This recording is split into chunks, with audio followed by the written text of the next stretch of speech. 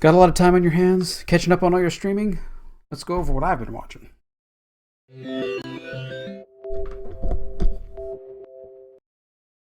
Hey there, it's Tom with Tom Tech Show, and taking a break from technology episodes for today, and we're going over what I've been watching on streaming. So, I had a lot of time to sit down. My Mrs. Tech Show is up taking care of her sister. She had uh, extensive surgery, let's say, and needs some recovery time. So needs someone there to support her and stuff. So off goes the wife again. Been up there. Of course, some people know that my mother-in-law has dementia, and that's also a situation that I don't. She's in one of the little homes, where nobody can go in and stuff because of the situation that's going on. So it gets very difficult for family and everything else. My father-in-law, they actually let my Mrs. Tech Show in today to check up on her. She was fully masked and gloved and everything else. So they allowed her to go in. But yeah, just a lot of stress on families right now. But we've got our streaming services to go over. So let's check out what I've been watching.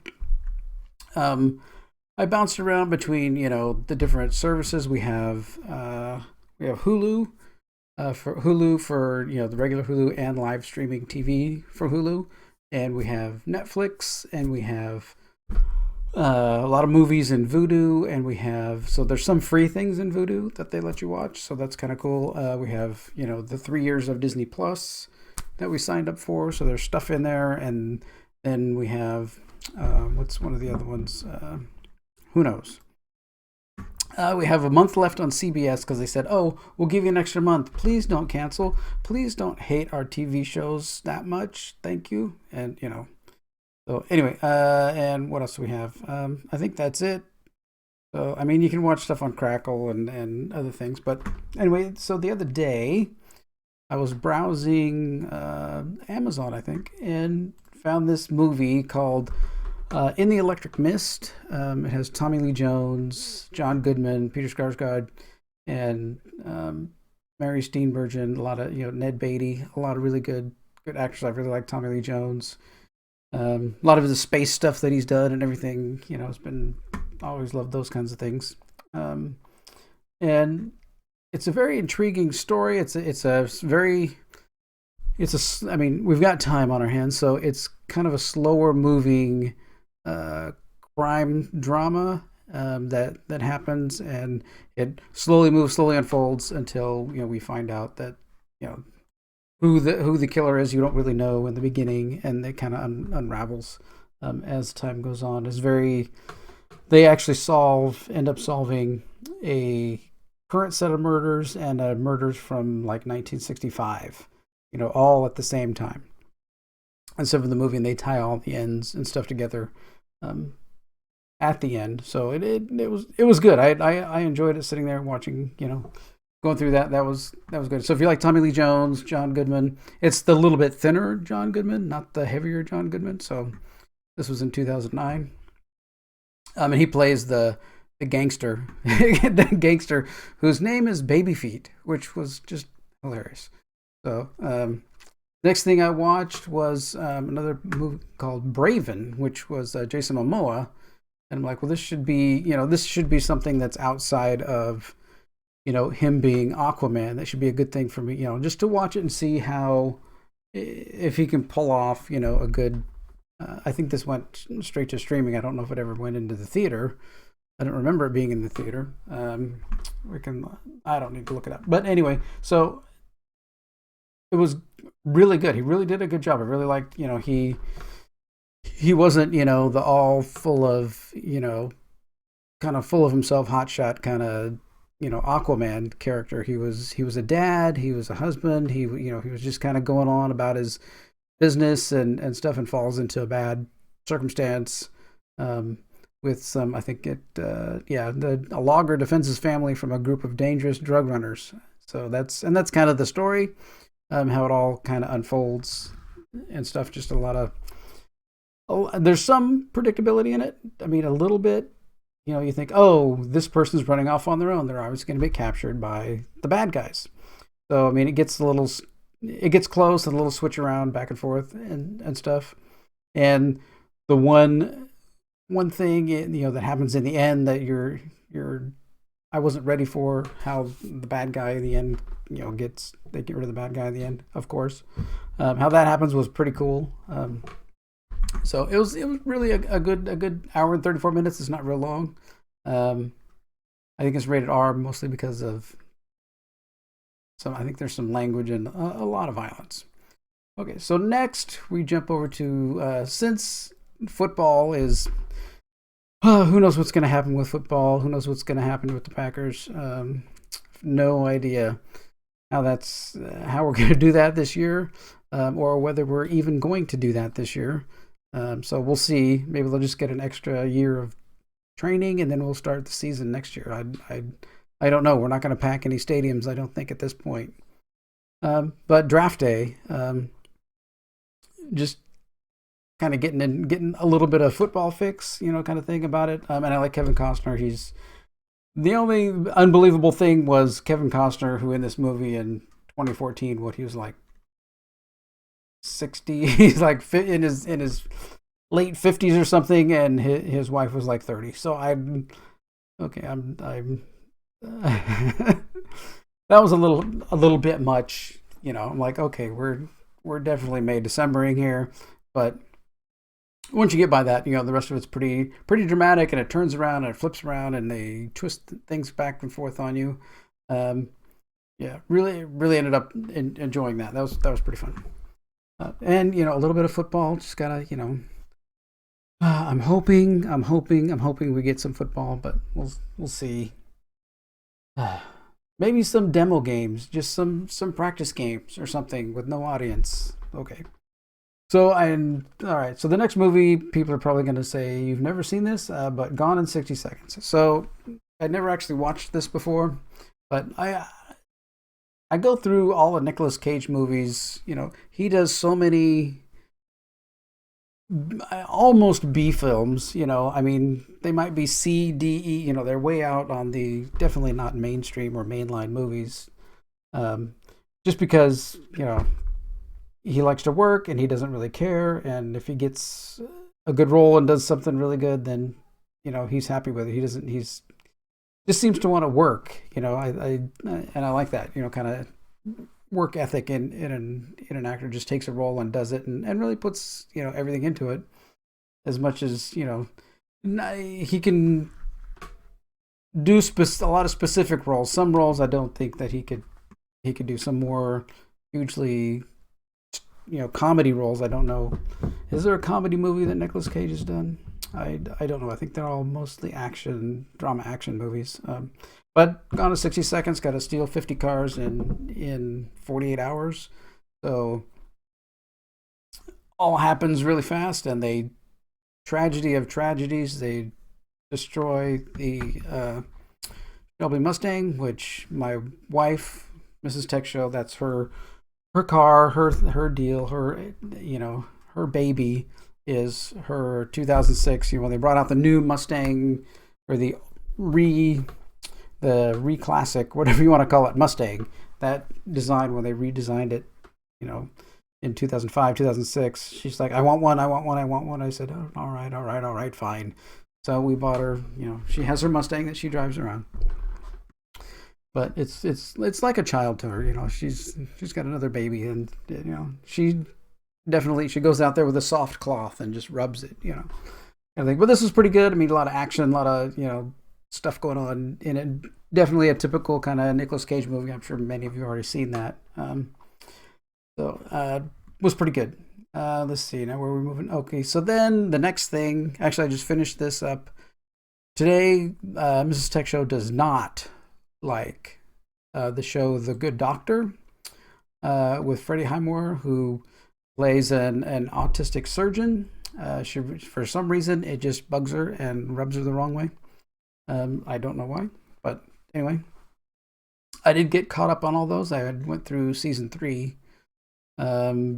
Just some of the medical things that they go through. I mean, the medical jargon that they throw out, I catch some of it because I have my sister's a neonatal nurse practitioner, and my mom is a certified registered nurse, and so they will spew out jargon all the time at me, and I'm like, okay, thanks. Yeah, I know what that means, and they explain it sometimes when I need to know, I guess. Right, but I catch some of it, and it's kind of like Star Trek and some of their their jargon and everything else that they go over. And everything in there, all the techno babble. When they have the medical babble inside here, and I'm sure that half of it may be wrong. We really don't know, but anyway, got caught up on that. Like pretty much every episode ends up being a tearjerker. So, just if maybe that's why my wife doesn't like it, because every episode kind of ends up the same. Everybody, hugging and crying every time. But anyway, the other show that we're also watching, and we have one unwatched of these, but I have to wait for Mrs. Tech Show to get back from taking care of family, is The Rookie. Nathan Fillion, of course, Firefly, and Castle and stuff. He does really good. He's plays a guy who's getting his second career, so he's an older man going into the cadet police force as a rookie, and things ensue, problems arise, crimes are had, and different things like that. But that's always I enjoy the show. Hopefully it'll get another season. So we're on season 2, so hopefully we'll get at least a season 3. That should be pretty fun. Okay, next TV show we watch is Magnum PI, the new redone Magnum PI, with Jay Hernandez and Perdita Weeks.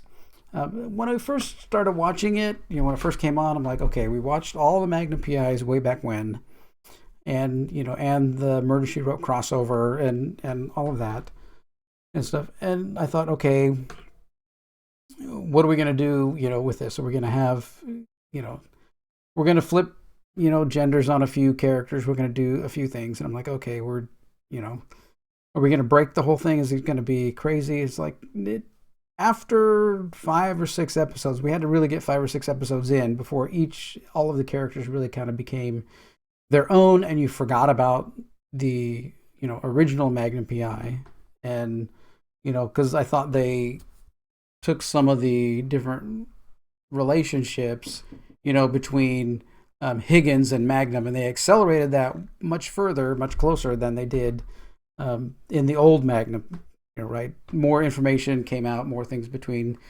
Higgins and Magnum came out right at like the first episode. So I'm like, well, what are we doing? We're not providing any mystery into any of the characters, and so that kind of bothered me a little bit when the show first started. But now it's been pretty good. The rest of the episodes, they really have a good spin on them. They got a lot of humor in them, a lot of pranksters and stuff inside them. So that's pretty good.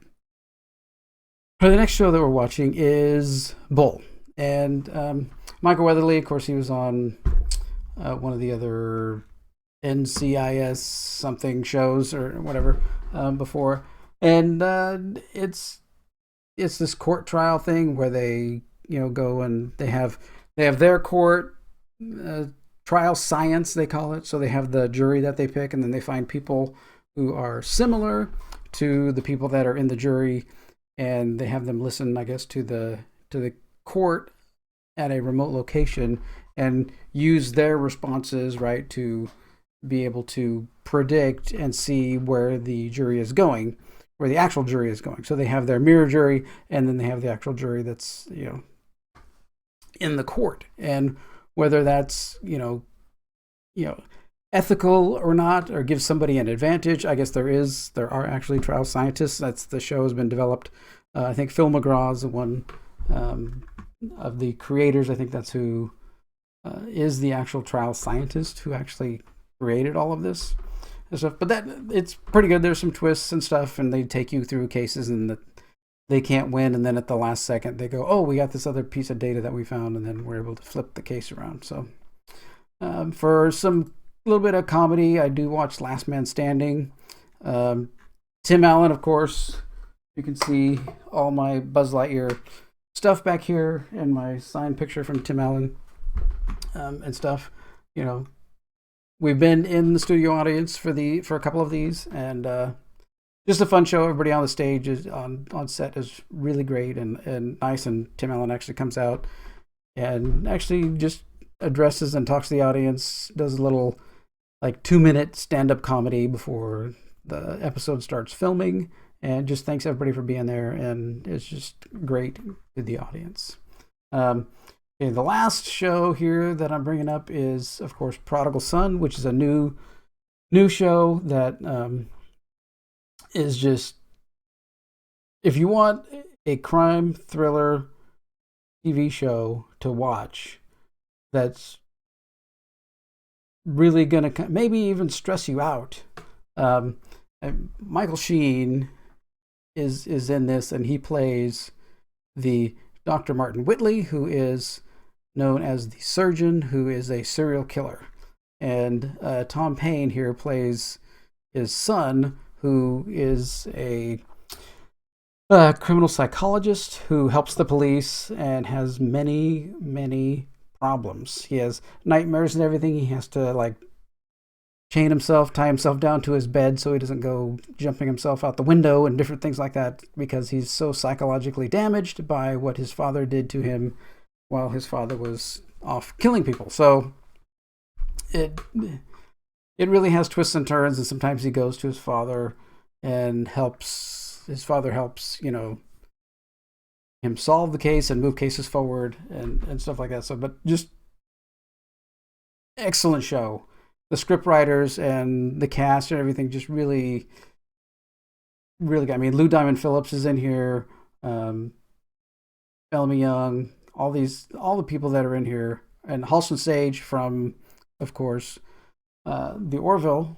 This is where she ended up. So if you like the Orville and you liked Halston Sage, then there you go. You can watch her be on a show. She's very good in this, and really different role than the Orville, and she really shines in this. Really is able to bring a character out and be able to do it in this real drama role, as opposed to the semi-comedy sci-fi thing of the Orville. Right. Okay. So that's what I'm watching. That's what I've been going through while locked up in the house, other than my work and everything else that I do. I do go to the store every once in a while, wear my gloves and my mask and everything else. So it's the deal. Right? All right. So let me know what you're watching, and see if you got some good suggestions. That's kind of what I've been going through. If you like some of these, then let me know if you like or dislike some of these and why. And take care of yourself. All right. See ya.